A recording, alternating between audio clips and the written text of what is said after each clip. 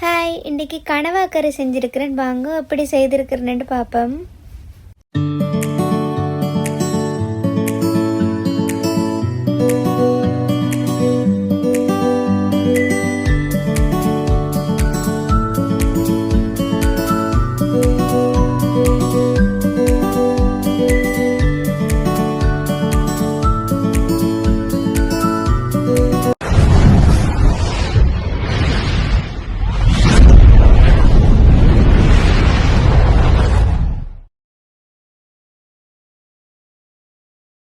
அதுக்கு தேவையான பொருட்கள் எல்லாம் எடுத்து வச்சிருக்கிறேன்.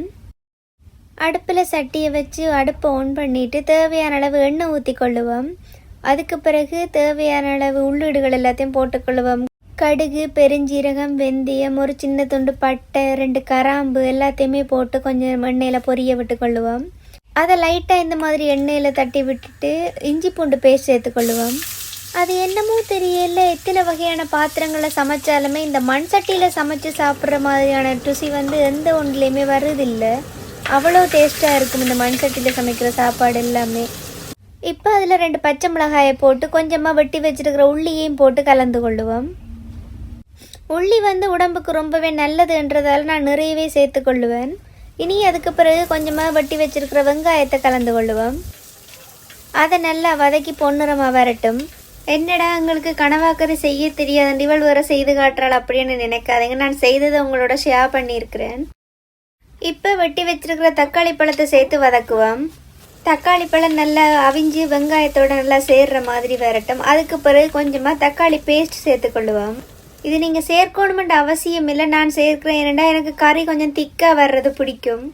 டொமேட்டோ பேஸ்ட் சேர்த்தா கறி நல்ல திக்காக நல்ல டேஸ்ட்டாக இருக்குது. நீங்களும் ஒரு தடவை ட்ரை பண்ணி பாருங்கள். கடைசி வரைக்குமே அதை விட மாட்டீங்களா, எப்பயுமே சேர்த்து தான் கறி செய்து பார்ப்பீங்கள்.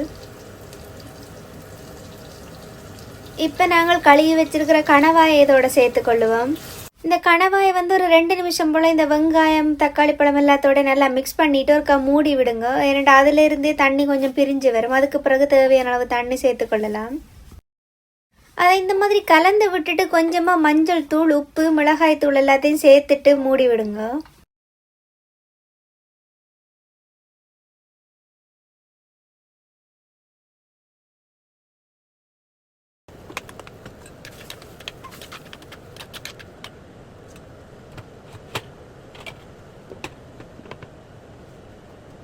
ஒரு 5 நிமிஷத்துக்கு பிறகு திறந்து பார்த்து தேவையான அளவு தண்ணியை சேர்த்து அதை திரும்பவும் மூடி வச்சுக்கொள்ளுவோம்.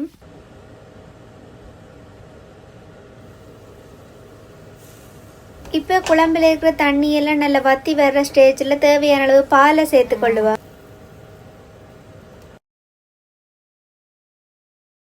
எப்பயுமே கறி ஆறுனா பிறகு கொஞ்சம் திக்காகும். அதுவும் மண் சட்டியில் சமைச்சிருக்கிறோம்ன்றதால அது இன்னுமே கொஞ்சம் திக்காயிரும். அதனால கொஞ்சம் தண்ணியாகவே இறக்குவோம். இப்போ அந்த கரையில் இருக்கிற எல்லாத்தையும் கரண்டியால் எடுத்து விட்டுட்டு அதை கொஞ்சம் நேரம் விடுவோம்.